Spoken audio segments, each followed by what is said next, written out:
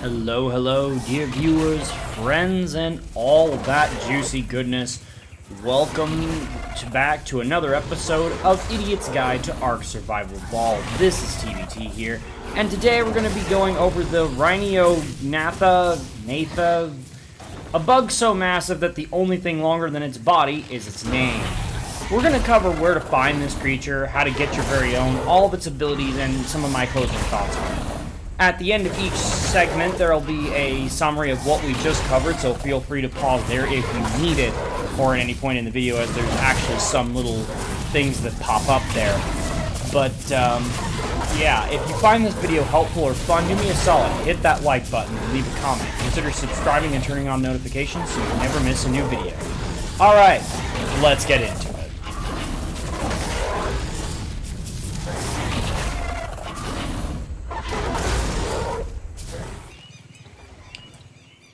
The Rhyniognatha can be found on two maps in ARK Survival Evolved. Those are the Island and Lost Island. So, like, anything with the full word island, so not Crystal Isles.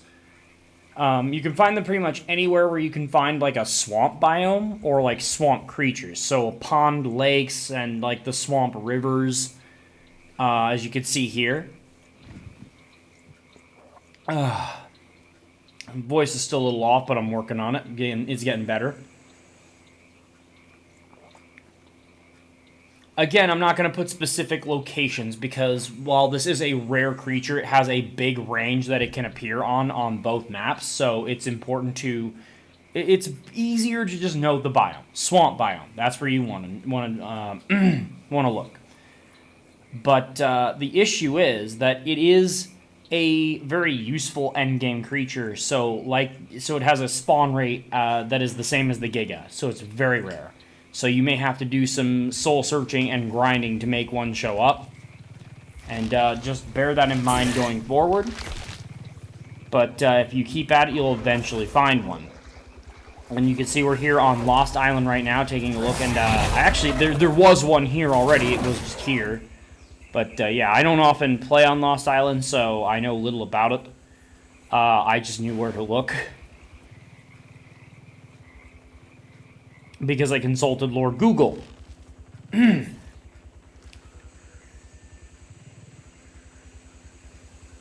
Gotta say, this is a pretty map, but, yeah, let's not get too far off topic here.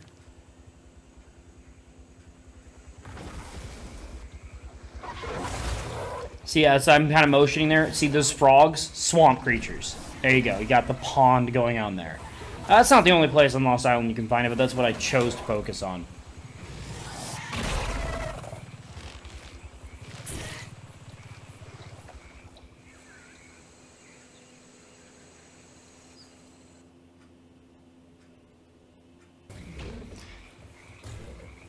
Okay, now we arrive at what many think is the main event. How do you tame one of these things? The shorter answer is you don't. The long answer is you birth one sort of like a Reaper on Aberration. Now, there are some differences. First off, you need a pheromone, and to get it, you're going to have to kill a male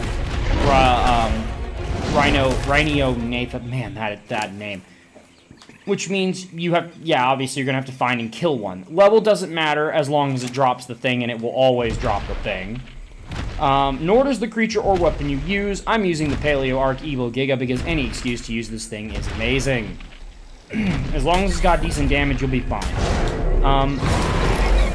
In spite of their size, by the way, I'm just saying it now, you can absolutely net these things. Alright, once you have your pheromone, you're going to need a sacrificial creature, and to help out with that,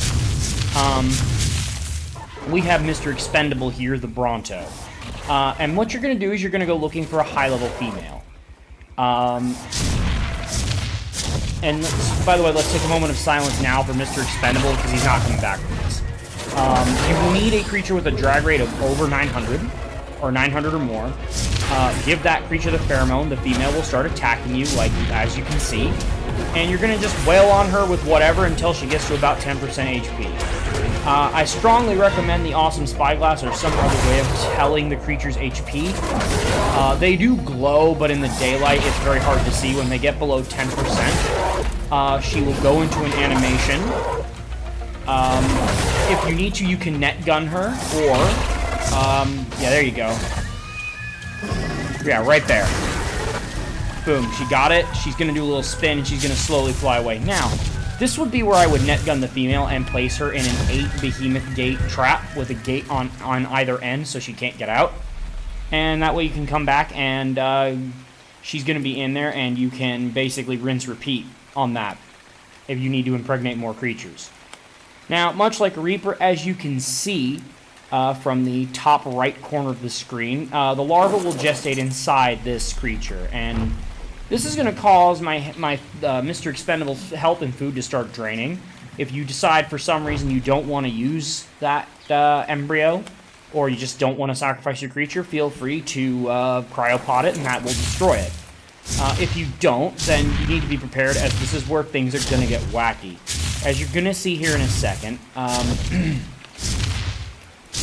Mr. Expendable is going to start having these things that'll show up on the screen called cravings, and it's going to start asking for some really weird stuff. You want to see how weird? Well, let's take a look.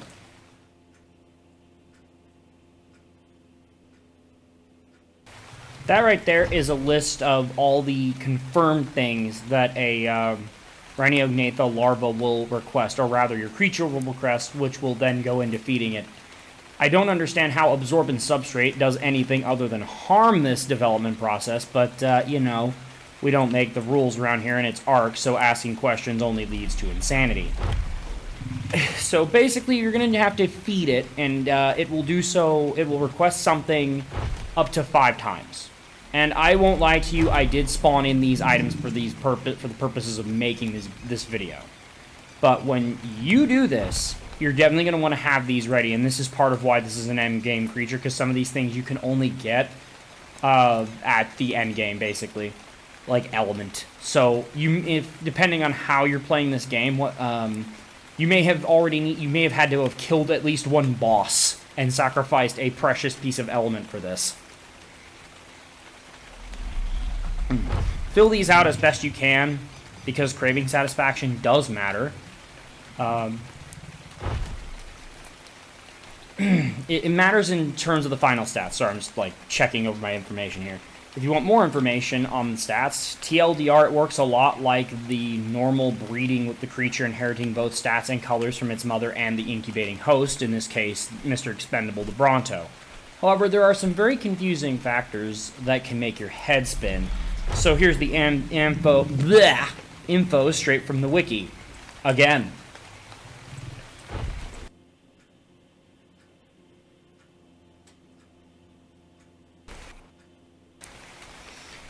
But yeah, feel free to pause the video at any point where that pops up, just because it's confusing, and that's all the information that you need. There, TLDR, you want a creature for impregnation purposes that has a drag weight of 900. Consult or Google for more information on what creatures fit that category. I know Gigas and Brontos do.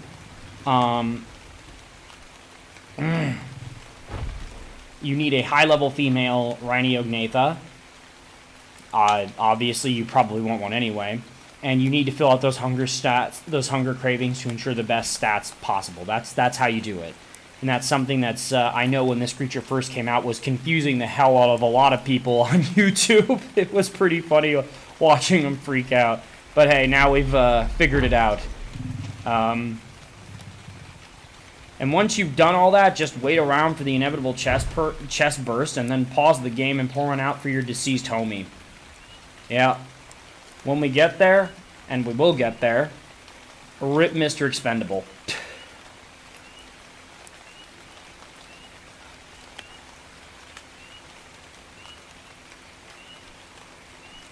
I actually think, I'll just say it now, my opinions on this taming method, I really like it, and I like that it requires a sacrifice. Whether or not that's worth it is entirely subjective. In my personal opinion, it is, if you can get one with good stats.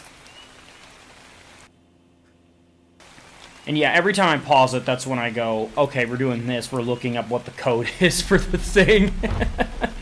Like I said, I did spawn in these items for the purposes of not driving myself insane doing this.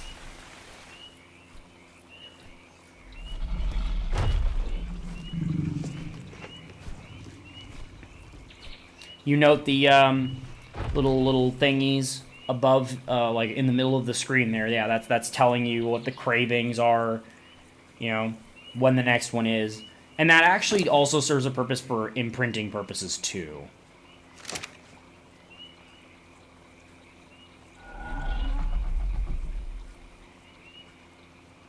Now, I'm told if you actually zoom out while on the creature, or not on the creature, but like while near the creature, sometimes you'll see the larva developing. I think I just see a bulge, but that's about it.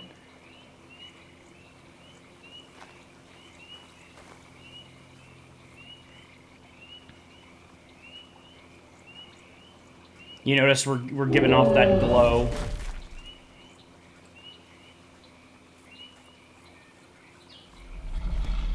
Anyway, I wouldn't fast forward this. I don't see any reason to do so. It's just like, let this play out. Your setting, depending on what your settings are for like gestations and stuff, times will vary, and as a result of that, so will the duration between cravings.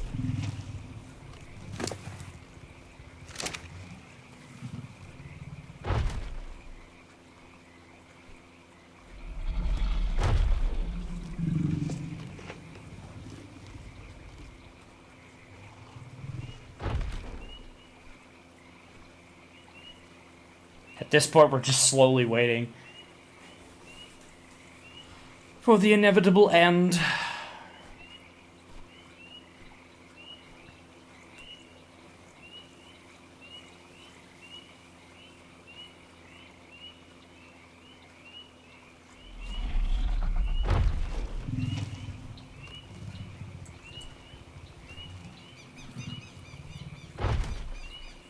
You can also see, this is the other reason I didn't pause it, I didn't fast forward. You can see the health and the food draining.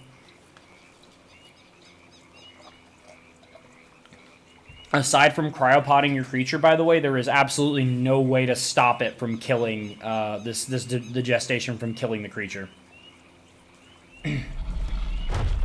So this is something the game really wants you to be sure this is what you want.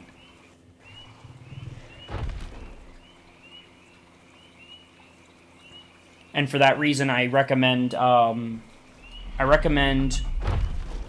wild tamed creatures, or not wild tamed, but just like tamed creatures, not bred ones, unless you want very good stats.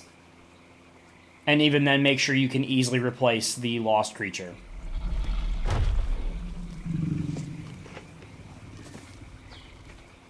I do apologize for the lack of interesting footage here, but this is part of the process. This is what we do here at an Idiot's Guide: is you show the good, the bad, the entertaining, and even the boring sometimes.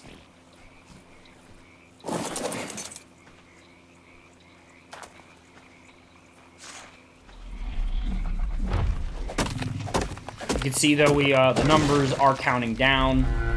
Food is starting to like the health is starting to drop. The food's basically at 0. Basically, what that's supposed to symbolize is that the larva is devouring all the food that this creature would be eating, and as a result, parasitizing it. All right, here we go.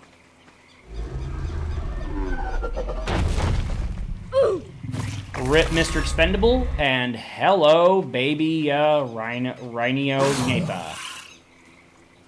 And we even get a little card or explorer note from Helena there. I do find it funny how they act as if this is a creature that always existed on island, but you'd think, given its horrific means of reproduction, it would have played a larger role in the actual story. But oh well, what can you do? Maybe an ARK Ascended, eh?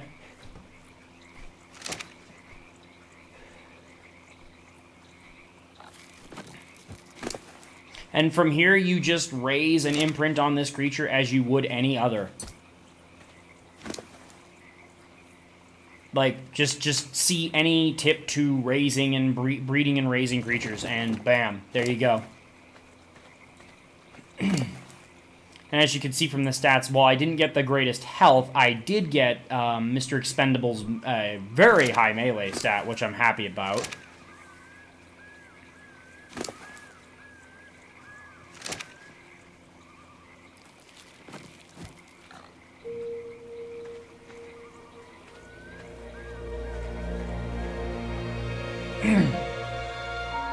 So yeah, that green glow is from Awesome Spyglass, but even without it, you can still tell this is a very pretty looking creature. At least in its colors. If you're not a fan of bugs, I mean, I can't help you there.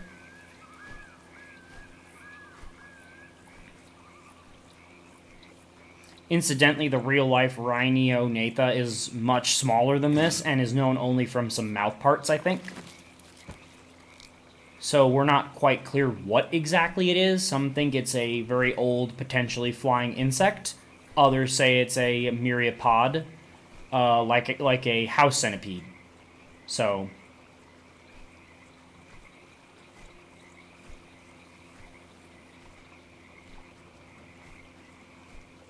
but yeah, like I said, from here it's just a matter of raising up the creature and getting that imprint. You can see it starts out with 30% maturation already. So what would ordinarily be like a Giga's maturation is now more like a Utyrannus, actually. Which, in my opinion, is a very good thing, because I'm stuck in the middle of the swamp, and there's all manner of big nasties out here. Yes, I do recommend if you can get it back to your base, do so, but you might not have that luxury. And since you can't cryopod your creature, or carry it back, unless you can get it on a platform saddle for another creature, then you're out of luck. You're doing this in the middle of the field. I guess you could build yourself a little fob or something. Yeah, that's actually not a bad idea. Yeah, definitely. Build yourself like a little base, some sort of fortification to help protect you and your baby. Because as it is a baby, it really won't... While it could defend itself, it won't. Freeloading bastard.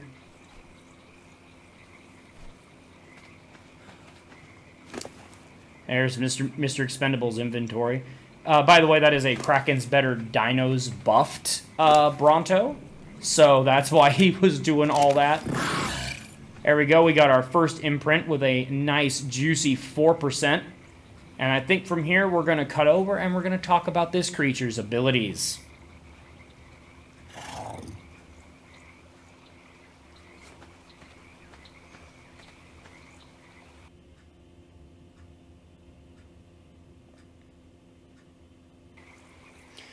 Alrighty, and let's talk about the abilities of the Rhyniognatha, or as I've named it, the Vente Rhinio Macchiato, because let's face it, this thing's name sounds like something you might order at a Starbucks. Now, this creature is pretty insane. I'll place the base stats at the end of this video, at the end of this part, like in the Giga video, but the stats are not as important as the various abilities this thing has, and whoo boy! It's got a lot of them, so let's go over them. First off, before we begin, make sure you place sap in its inventory. As you can see on my screen, I have done exactly that. Well, more on that later.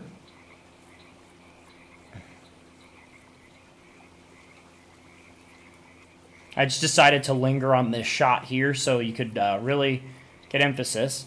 I'm not sure what else it eats, but I know it eats meat. I mean, I would hope so. It was literally eating the insides of my poor Mr. Expendable.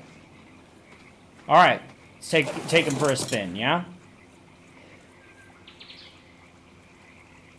You can see it can sprint on the ground as well. There's one thing to note. It has a sprint on the ground and just a normal walk speed. And of course, spacebar takes off and lands the creature. It can also hook onto walls, but more on that later, and more on that ability later as well.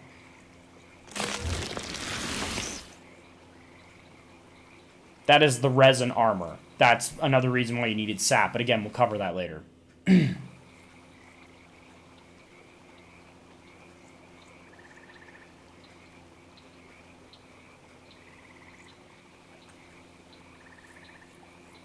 I will say, note right now, the bottom left side of the screen there, that's got some useful hints. Okay, there we go. Left click. Basic attack, basic claw attack. That is the one of only 2 things you are able to do while landed, by the way. Take off, and you'll notice immediately this thing is extremely maneuverable, much like the tapejara, or as we ARK players call it, the tapejara. It's decently fast. Not as fast as something like a pteranodon, but, you know, pretty quick. There you go, there's the hook ability, and much like with the a lot of things that hook onto the sides of walls, it mucks up your camera, so... there you go. By the way, left click can be used both on the ground and in the air, although the animation's a little different.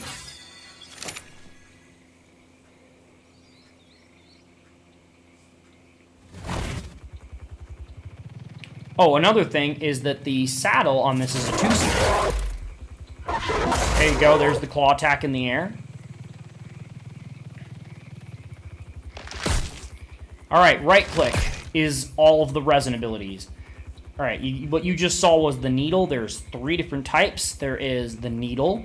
There is the heavier rocket, which you can actually lock onto, which I demonstrate later, by holding right click to lock onto a target.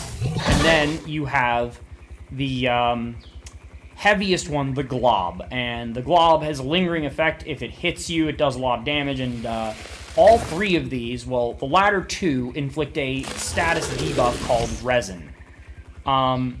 And needle will add to that if the creature already has some the resin debuff on it. And the reason why that's important will come up in a bit. But this is why you want sap in your creature's inventory, so it can do this. I think there's one other thing it's able to do with it, but that's not really relevant.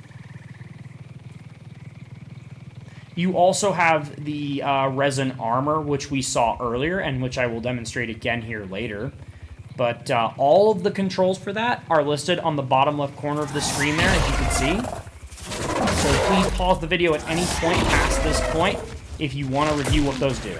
You can see right there, we're doing some damage. We're doing some decent damage. But the greatest thing is you combine the maneuverability of this creature with those various projectile attacks, and you have yourself, like, it's an earwig meets a VTOL, is what this is. It's like, it's crazy. It may not be as powerful as something like a Giga. Hell, I think even Rexes can outclass it. But this thing has so much utility. See right there, we're trying the needle shot. It does seem to inflict a slow.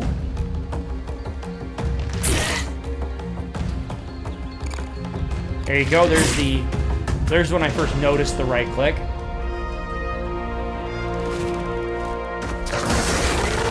See, this is an idiot's guide, so I do want to emphasize that part of the footage that you're seeing is what Team 4-Star refers to as monkeys and typewriters. I'm narrating over it with my experiences after the fact. But what you're seeing here is just, as they say, fuck around and find out to some extent. Here's the lock-on proper, and yes, that is a homing missile. So you could still dodge it, but it will arc and try and get you.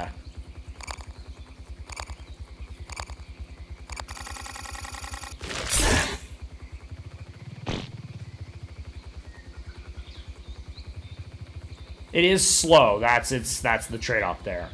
Also, it uses, I think it uses 2 resin versus the glob, which is 3, and the needle, which is 1.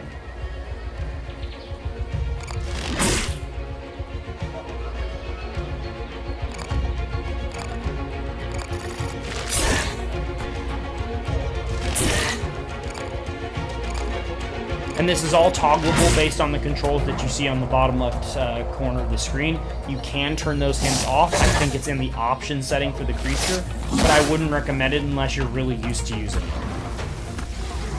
You can see right there, we've used the glob, and now the terror bird has been inflicted with the full resin debuff. He's continuously taking damage, but is also now just stuck.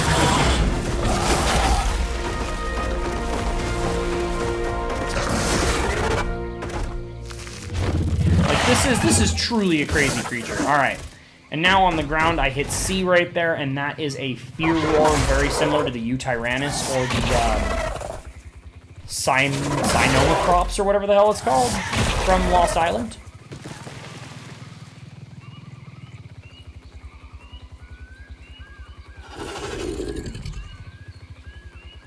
I wonder what the thought process was with making this creature.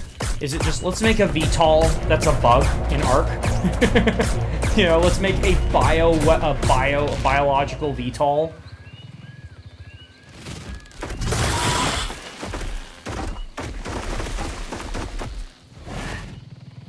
I think the weirdest thing about it is that despite its size, the way it looks is like, this looks like a creature that could exist. You know it doesn't, but it looks like it could, and to some people that's fascinating, and to others it's terrifying. And sadly, no, to my knowledge, there is no attack at all that uses, other than like the firing of the projectiles, that actually uses those two prongs on the back. I kind of wish there was one, because that'd be cool if you could do that.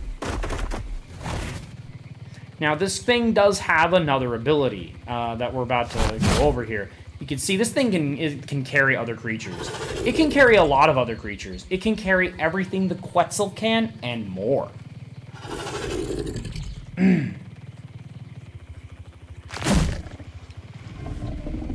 It cannot carry anything with a platform saddle on it, by the way, but it can grab Reapers, Magmasaurs, Basilisks, which is kind of funny because you cannot find them on any of the same maps together. So, you know, it's cool that it can do that, but unless you're transferring it between maps, not all that useful. I do not believe it can carry Gigas. It can grab Rexes, though.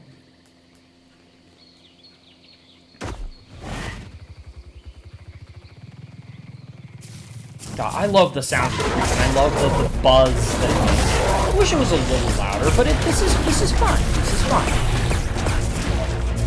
See, look at that, loving that versatility already. And target acquired. Boom! You can see there's some dots that'll build up over the top of a creature hit by the debuff. And if you get that filled up enough, that triggers the full resin effect, and they're locked in place. They're rooted, basically. There you go, there's the glob, and the glob does continuous damage. Quite a decent amount of it, actually. Now the poor Parasaur is stuck.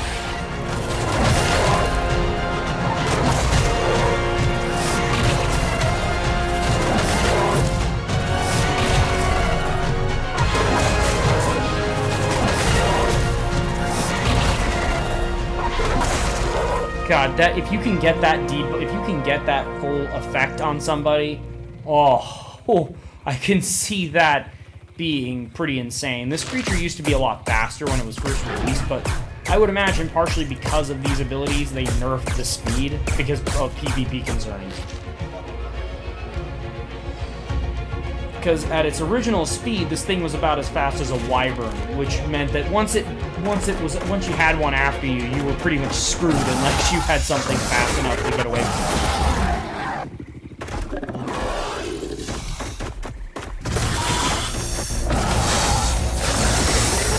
Now, for an endgame creature, it doesn't have the greatest HP in the world, but it's got enough. And the same could be said of damage. And there's me using the Fear Roar properly, scaring the hell out of this poor Dilo. It can scare larger creatures. I don't know to what extent, but I imagine in the same neighborhood as the Tyrannus. I rarely use Fear Roars anyway, because they tend to cause more problems than they solve in the long run. So, I don't really experiment as much with that.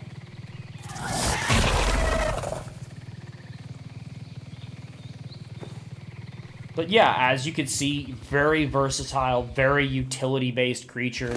It's strong enough to hold its own in a fight.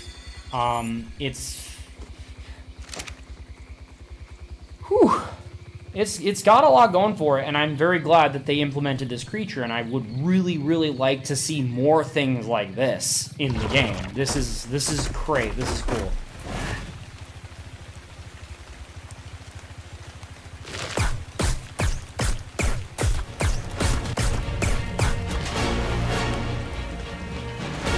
I wanted to bring it out here away from all the trees so we could do a better examination here.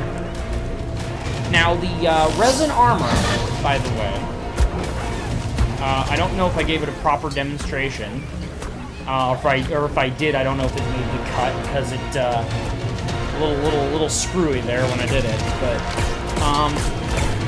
resin armor does do some damage resistance, so it is helpful.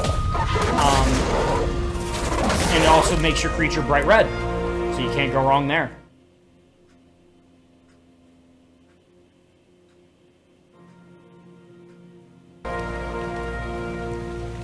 Alright, and closing thoughts. I think, as I said, that this is an amazing addition to the game. I'm sad that it came so late in ARK's life, but I'm glad we got it, and I hope this is the template of future things to come, at least in terms of how you make use of this ability. This is something I've wanted to see in the game for a long time, where you take this simplistic combat system and you find ways to build on it without taking away that simplicity. This is a creature that is very useful, very good, very well designed. Yeah, I got pretty much nothing but positives to say about it. I'm for some reason going to decide to kill this poor alpha raptor because I can.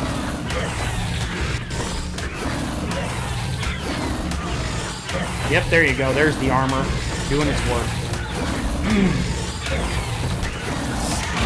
But yeah, I am very pleased with this, and I want more of this in ARK Ascended and in ARK 2. Like, the taming method is nice. It's a nice departure from the traditional passive and knockout tame. And it's similar enough to the Reaper, but without being absolutely horrendously awful. Oh yeah, you stuck, buddy.